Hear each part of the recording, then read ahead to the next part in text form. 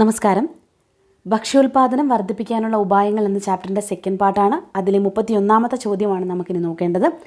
മികച്ച സസ്യപരിപാലന രീതികളിലൂടെ വികസിപ്പിച്ചെടുത്ത അത്യുൽപാദന ശേഷിയുള്ള അരി, ഗോതമ്പ് എന്നിവ ഭക്ഷ്യോൽപാദന മേഖലയിൽ ഉണ്ടാക്കിയ വലിയ കുതിച്ചുചാട്ടം അറിയപ്പെടുന്നത് ഹരിത വിപ്ലവം എന്ന പേരിലാണ്. 1960കളിലാണ് ഇന്ത്യയിൽ ഹരിത വിപ്ലവത്തിൻ്റെ ഒരു കാലഘട്ടം എന്ന് പറയുന്നത്.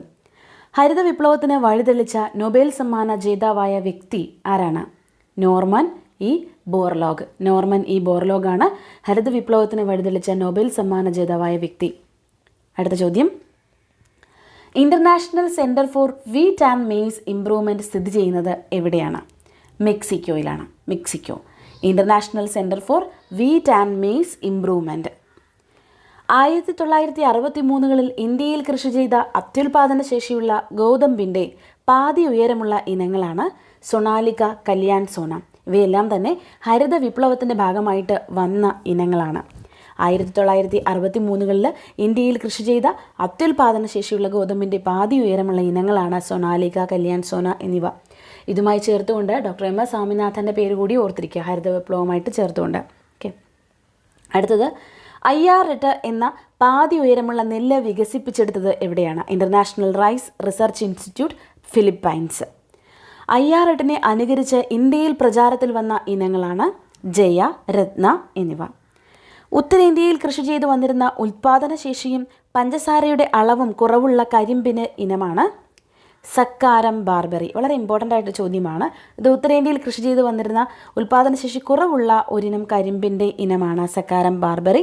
പിന്നീട് ഇത് ഉൽപാദനം കൂട്ടുന്നതിന് വേണ്ടി, ഗുണമേന്മ കൂട്ടുന്നതിന് വേണ്ടി തെന്നിന്ത്യൻ ഇനമായ സക്കാരം ഒഫീഷ്യനാരവുമായിട്ട് കൂട്ടിച്ചേർത്തൊരു സങ്കര ഇനം ഉണ്ടാക്കുകയും അങ്ങനെ വളരെ നല്ല ഒരു ഉൽപാദനക്ഷമതയുള്ള കരിമ്പിനം ഉണ്ടാക്കുകയൊക്കെ ചെയ്തു.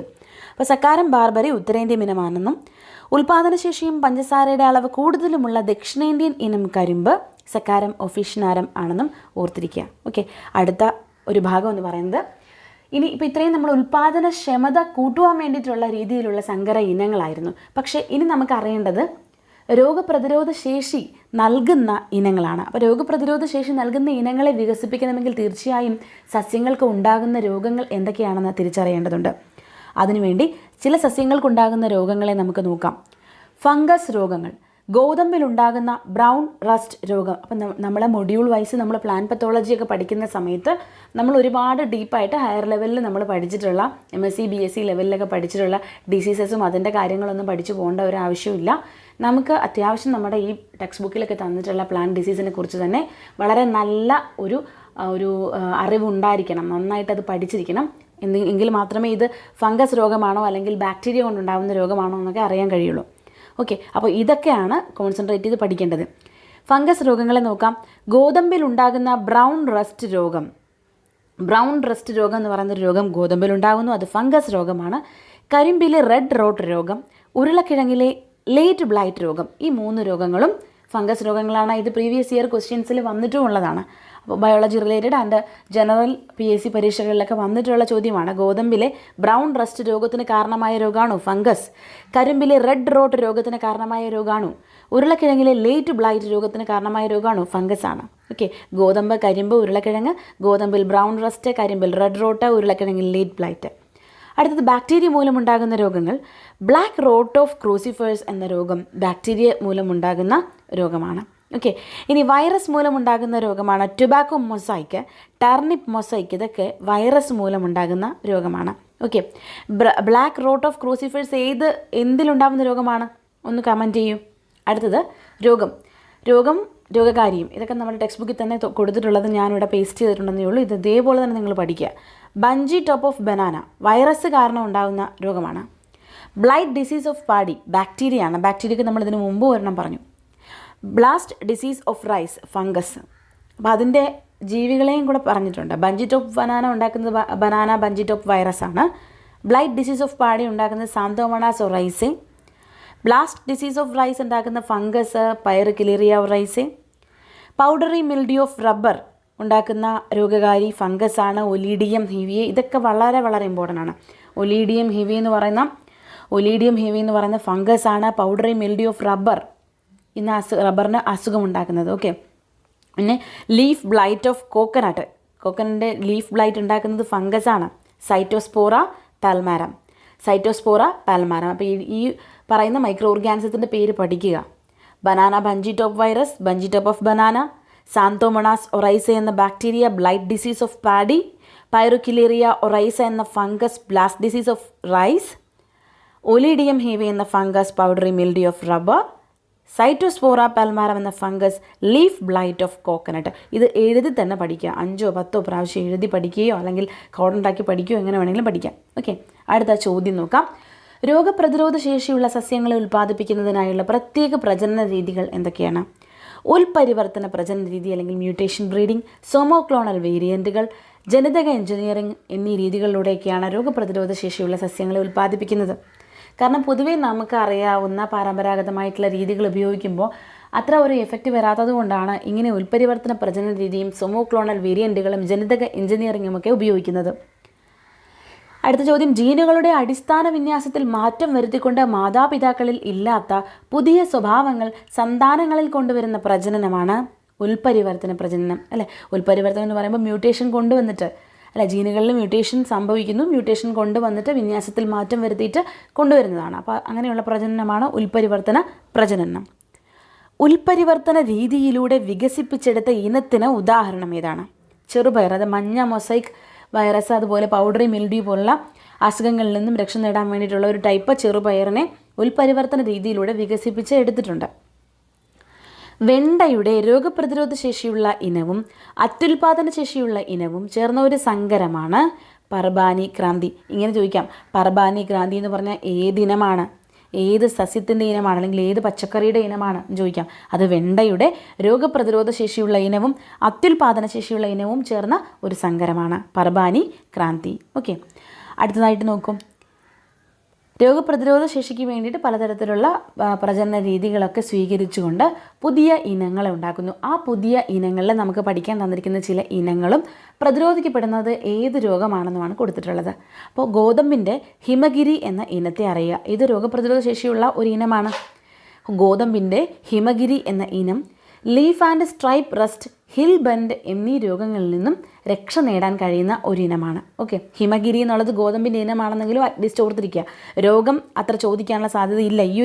ഈ ഒരു കാറ്റഗറിയിൽപ്പെട്ട രോഗങ്ങളല്ല, നമ്മൾ നേരത്തെ നോക്കിയ രോഗങ്ങളാണ് കൂടുതലും ചോദിച്ച് കണ്ടിട്ടുള്ളത്. അപ്പം ഇത് ഓർത്തിട്ടില്ലെങ്കിൽ പോലും ആ ഇനത്തെ ഓർക്കുക. ഹിമഗിരി ഗോതമ്പിൻ്റെ ഇനമാണ്. കടുകിൻ്റെ ഇനമാണ് പൂസാ സ്വർണിം അല്ലെങ്കിൽ കരൻ റായ് എന്നൊക്കെ പറയുന്ന ഇനം കടുകിൻ്റേതാണ്. പൂസാ സ്വർണ്ണ എന്ന് പറയുന്ന കടുകിൻ്റെ ഇനം പ്രതിരോധിക്കപ്പെടുന്ന രോഗം ഏതാണ്? വൈറ്റ് റസ്റ്റ് രോഗമാണ്. ആലോചിച്ച് നോക്കൂ, ബ്രാസിക്ക, കടുകിൽ വൈറ്റ് റസ്റ്റ് രോഗം ഉണ്ടാക്കുന്ന ജീവി ഏതാണ്? ഒന്ന് കമൻറ്റ് ചെയ്ത് നോക്കൂ, ഓർത്ത് നോക്കൂ, നമ്മൾ നേരത്തെ പഠിച്ചിട്ടുള്ളതാണ്. ഓക്കെ, അപ്പോൾ കടുകിൽ അല്ലെങ്കിൽ കടുകിൻ്റെ ഇനമാണ് പൂസാ സ്വർണ്ണം. അത് വൈറ്റ് റസ്റ്റ് എന്ന രോഗത്തെ പ്രതിരോധിക്കുന്നു. കോളിഫ്ലവർ, പൂസ ശുഭ്ര, പൂസ സ്നോബോൾ, ഇതൊക്കെ കോളിഫ്ലവറിൽ പെട്ടതാണ്. ബ്ലാക്ക് റോഡ് ഡിസീസിനെയും കോൾ ബ്ലൈറ്റ് ബ്ലാക്ക് റോഡ് ഡിസീസിനെയും ഒക്കെ ഇത് ഇത് പ്രതിരോധിക്കുന്നു. ഇനി വൻപയർ, കൗപ്പി എന്ന് പറയുന്ന വൻപയറിൻ്റെ പൂസ കോമൾ എന്ന ഇനം ബാക്ടീരിയൽ ബ്ലൈറ്റിനെ പ്രതിരോധിക്കുന്നു. ഈ ബ്ലൈറ്റ്, അതുപോലെ റസ്റ്റ്, അങ്ങനെയുള്ള ഡിസീസൊക്കെയാണല്ലേ, അങ്ങനെയുള്ള ഡിസീസൊക്കെയാണ് കൂടുതലും പ്ലാന്റ്സിൽ വരുന്നത്. ബ്ലൈറ്റ്, സ്മട്സ് കൊണ്ടുണ്ടാവുന്ന രോഗങ്ങളല്ലേ, ഫംഗൽ ഇൻഫെക്ഷനാണ് ഏറ്റവും കൂടുതൽ വരുന്നത്. ഓക്കെ, അത് ഓർത്തിരിക്കുക. മുളകിൻ്റെ ഒരു ഇനമാണ് പൂസ ശതബഹറിനകത്ത് അത് പ്രതിരോധിക്കുന്ന രോഗം ചില്ലി മൊസൈക്ക് വൈറസ്, അതുപോലെ ടുബാക്കോ മൊസൈക്ക് വൈറസ്, ലീഫ് കേൾ, ഇതുപോലെയുള്ള രോഗങ്ങളെല്ലാം പ്രതിരോധിക്കാൻ കഴിവുള്ള ഒരു ഇനമാണ് പൂസ ശതബഹർ എന്ന് പറയുന്നത്. അടുത്ത ചോദ്യം, സ്റ്റെംസ് ഓഫ് ഫ്ലൈ എന്ന കീടത്തിൽ നിന്നും ഗോതമ്പ് ചെടിയെ സംരക്ഷിക്കുന്ന സസ്യഭാഗം ഏതാണ്? കട്ടിയുള്ള അതിൻ്റെ തണ്ടാണ്. ഇതൊക്കെ നാച്ചുറൽ ആയിട്ടുള്ള പ്രതിരോധമാണ്. സ്റ്റെംസ് ഓഫ് ഫ്ലൈ എന്ന കീടത്തിൽ നിന്നും, ഇത് കീടമാണ്, പെസ്റ്റ്. നമ്മൾ നേരത്തെ പറഞ്ഞത് ബാക്ടീരിയ, ഫംഗസ് പോലുള്ള സൂക്ഷ്മാണുക്കളാണ്, വൈറസൊക്കെ. ഇനി പറയുന്നത് നമ്മൾ കീടങ്ങളിൽ നിന്നും സംരക്ഷണം നേടാൻ വേണ്ടിയിട്ടുള്ള കാര്യങ്ങളാണ്. അപ്പോൾ ഗോതമ്പ് ചെടിക്ക് സ്വതവേ അതിൻ്റെ കട്ടിയുള്ള തണ്ട് സ്റ്റെംസ് ഓഫ് ഫ്ലൈയിൽ നിന്നും രക്ഷിക്കുന്നു. പരുത്തിച്ചെടിയുടെ മിനുസമുള്ള ഇലകളും തേനില്ലാത്ത പൂക്കളും അവയെ ഏത് ജീവിയിൽ നിന്നാണ് സംരക്ഷിക്കുന്നത്? ഘട്ടം എന്നല്ല കേട്ടോ, ജീവിയിൽ നിന്നാണ്. ബോൾവേം. ഏത് കീടത്തിൽ നിന്നാണ് സംരക്ഷിക്കുന്നത്? ബോൾവേം. തണ്ടുതുരപ്പൻ എന്ന തണ്ടുതുരപ്പൻ എന്ന കീടത്തിൽ നിന്നും, കേരളത്തിൽ നിന്നും അല്ലാതെ ടൈപ്പിംഗ് മിസ്റ്റേക്കാണ് കേട്ടോ, കീടത്തിൽ നിന്നും ചോളച്ചെടിയെ സംരക്ഷിക്കുന്ന പ്രതിരോധ മാർഗ്ഗങ്ങൾ ഏതെല്ലാമാണ്? ഉയർന്ന തോതിലുള്ള അസ്പാർട്ടിക് ആസിഡ്, നൈട്രജൻ കുറവ്, പഞ്ചസാരയുടെ കുറവ്. ഇതൊക്കെ ചോളച്ചെടിയെ തണ്ടുതുരപ്പനിൽ നിന്നും സംരക്ഷിക്കുന്ന, തണ്ടുതുരപ്പൻ എന്ന കീടം, വീണ്ടും വീണ്ടും ഞാൻ പറയുകയാണ്, കീടത്തിൽ നിന്നും സംരക്ഷിക്കുന്ന പ്രതിരോധ മാർഗ്ഗങ്ങളാണ്. ഉയർന്ന തോതിൽ അതിലടങ്ങിയിരിക്കുന്ന അസ്പാർട്ടിക് ആസിഡ്, നൈട്രജൻ, അതുപോലെ നൈട്രജൻ്റെ കുറവ്, നൈട്രജൻ്റെ ഡെഫിഷ്യൻസി, പഞ്ചസാരയുടെ കുറവ്, ഇതൊക്കെ തണ്ടുതുരപ്പൻ വരാതിരിക്കാനുള്ള കാരണങ്ങളാണ്. ഉയർന്ന അളവിലും ഗുണമേന്മയിലുമുള്ള വിറ്റാമിൻ, ധാതുക്കൾ, ആരോഗ്യകരമായ കൊഴുപ്പ് എന്നിവ അടങ്ങിയ കാർഷിക വിളകൾ പ്രജനന രീതിയിലൂടെ വികസിപ്പിക്കുന്ന പ്രക്രിയയാണ് ബയോഫോർട്ടിഫിക്കേഷൻ. വളരെ വളരെ ഇമ്പോർട്ടൻ്റ് ആണ്, സ്റ്റാർ ചെയ്തിടൂ. ഉയർന്ന അളവിലും ഗുണമേന്മയിലുമുള്ള വിറ്റാമിൻ, ധാതുക്കൾ, ആരോഗ്യകരമായ കൊഴുപ്പ് എന്നിവ അടങ്ങിയ കാർഷിക വിളകൾ പ്രജനന രീതിയിലൂടെ വികസിപ്പിക്കുന്ന പ്രക്രിയയാണ് ബയോഫോർട്ടിഫിക്കേഷൻ. ഇനി നമുക്ക് നോക്കാം, ഇങ്ങനെ ഷഡ്പദ കീടങ്ങൾ, നമ്മൾ നേരത്തെ കീടങ്ങളുടെ കാര്യം പറഞ്ഞു, കീടങ്ങളെ പ്രതിരോധിക്കുന്ന ചില ഇനങ്ങളാണ്. അതിൽ കടുകിനെ പറഞ്ഞിട്ടുണ്ട്. കടുകിൻ്റെ പൂസ ഗൗരവ് എന്ന് പറയുന്ന ഒരു ടൈപ്പ് ഉണ്ട്. ആ ടൈപ്പ് എഫിഡുകൾ എന്ന് പറയുന്നത്, എഫിഡുകൾ ഈ പരുത്തിച്ചെടിയുമൊക്കെ ആക്രമിക്കുന്ന തരത്തിലുള്ള, പരുത്തിച്ചെടിയിൽ പ്രത്യേകിച്ചും ജാസിഡുകൾ പോലുള്ളവയുടെ ആക്രമണമൊക്കെ ഉണ്ടാവാറുണ്ട്. അതിൽ നിന്നൊക്കെ പരുത്തിച്ചെടിയെ അതിൻ്റെ ഇലകളും മറ്റുമൊക്കെ സംരക്ഷിക്കുന്നു. ഓക്കെ, പിന്നെ അതുപോലെ തന്നെ പരുത്തിച്ചെടിക്ക് കുറേ നാച്ചുറലായിട്ടുള്ള പ്രതിരോധ മാർഗ്ഗങ്ങളുണ്ട്. അതിൻ്റെ ഇലകൾ, അല്ലെങ്കിൽ അതിൻ്റെ തണ്ട്, അങ്ങനെയൊക്കെ നാച്ചുറലായിട്ടുള്ള മാർഗ്ഗങ്ങളുണ്ട്. ഓക്കെ, ഇവിടെ കടുകിൻ്റെ കാര്യമാണ് പറയുന്നത്. കടുകിൽ എഫിഡുകൾ ആക്രമിക്കാറുണ്ട്. അതിനെ പ്രതിരോധിക്കുന്ന ഒരു ഇനമാണ്, പുതിയ ഇനമാണ് പൂസ ഗൗരവ്. ഫ്ലാറ്റ് ബീനിൻ്റെ ഒരു ഇനമാണ് പൂസ സെം 2 ആൻഡ് പൂസ സെം 3. ഇത് ജാസിഡുകൾ, എഫിഡുകൾ, ഫ്രൂട്ട് ബോറേഴ്സ് എന്നിവയെ പ്രതിരോധിക്കുന്നു. വെണ്ടയുടെ ഒരു ഇനമാണ് പൂസ സവാനി ആൻഡ് പൂസ A4. അപ്പോൾ നിങ്ങൾ പർബാനി ക്രാന്തിനെ മറന്നു പോകരുത്. പർബാനി ക്രാന്തി രോഗപ്രതിരോധ ശേഷി, അത്യുൽപാദന ക്ഷമതയൊക്കെ കൂടെ കൂടി ചേർന്നിട്ടുള്ളതാണ് കേട്ടോ, അത് ഓർക്കണം. വെണ്ടയുടെ കേസ്, വെണ്ടയിൽ ഇവിടെ പറയുന്ന കേസ് എന്ന് പറഞ്ഞാൽ കീടങ്ങളെ പ്രതിരോധിക്കാനുള്ളതാണ്, കീടങ്ങളെ പ്രതിരോധിക്കുന്നതാണ്. പൂസ സവാനി, പൂസ A4 ഒക്കെ ഇവിടെ ഷഡ്പദ കീടങ്ങൾ ഏതൊക്കെയാണ്? ഷൂട്ട് ആൻഡ് ഫ്രൂട്ട് ബോറേഴ്സിനെയൊക്കെ പ്രതിരോധിക്കുന്നതാണ്. ഓക്കെ, അപ്പോൾ നമ്മൾ ഈ കീടങ്ങളെക്കുറിച്ചൊന്നും അത്ര ഓർത്തില്ലെങ്കിലും ഇതിൻ്റെ ഇനം പൂസ ഗൗരവ് ഏതിനമാണ്? കടുക്. പൂസ സെം 2 ആൻഡ് പൂസ സെം 3 ഏതിനമാണ്? Flat bean. Pusa Sawani and Pusa A4 ഏത് ഇനമാണ്? അത് വെണ്ട.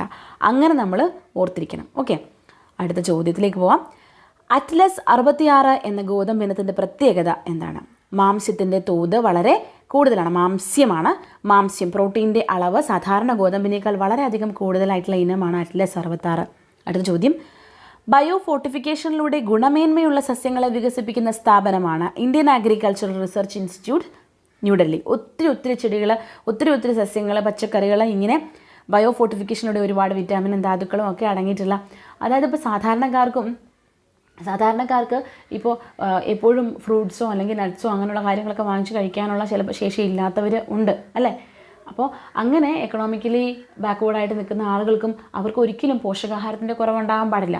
അപ്പോൾ അതൊക്കെ പരിഹരിക്കുന്നതിന് വേണ്ടിയിട്ട് സാധാരണ നമ്മുടെ ഗോതമ്പിലും അരിയിലും അല്ലെങ്കിൽ പച്ചക്കറികളിലുമൊക്കെ വിറ്റാമിൻ്റെയും ധാതുക്കളുടെയും ഒക്കെ അളവ് കൂട്ടി ട്ടുള്ള തരത്തിലുള്ള പച്ചക്കറികൾ വികസിപ്പിച്ചെടുത്താൽ ആ ഒരു പ്രശ്നമില്ലാതാവും. അതിനു വേണ്ടിയിട്ടാണ് ബയോഫോർട്ടിഫിക്കേഷൻ എന്ന് പറയുന്ന പ്രക്രിയ കണ്ടെത്തിയത് തന്നെ. ഈ ബയോഫോർട്ടിഫിക്കേഷനിലൂടെ ഇങ്ങനെ ചെയ്യുന്ന ഒരു സ്ഥാപനമാണ് Indian agricultural research institute, New Delhi. 52ാമത്തെ ചോദ്യം. ഏകകോശ മാംസ്യ നിർമ്മിതിക്ക് വേണ്ടി ഉപയോഗിക്കുന്ന മലിനജലത്തിൽ വളരുന്നൊരു സൂക്ഷ്മജീവി. ഏകകോശ മാംസ്യം എന്ന് പറഞ്ഞാൽ സിംഗിൾ സെൽ പ്രോട്ടീനാണ് അല്ലേ. ഇപ്പോഴത്തെ ഒരു അവസ്ഥയിൽ, ഇങ്ങനെ വളരെയധികം പോപ്പുലേഷൻ കൂടുന്ന ഒരു അവസ്ഥയിൽ നമുക്ക് നമ്മുടെ ഈ സാധാരണ അഗ്രികൾച്ചറിലൂടെയൊന്നും നമുക്കൊന്നും തികയാതെ വരുന്നൊരവസ്ഥയിൽ അല്ല, പലപ്പോഴും മാംസ്യത്തിൻ്റെ അളവ് നമ്മൾ ഉപയോഗിക്കുന്നത് കൂടുതലും ഒക്കെയാണ്.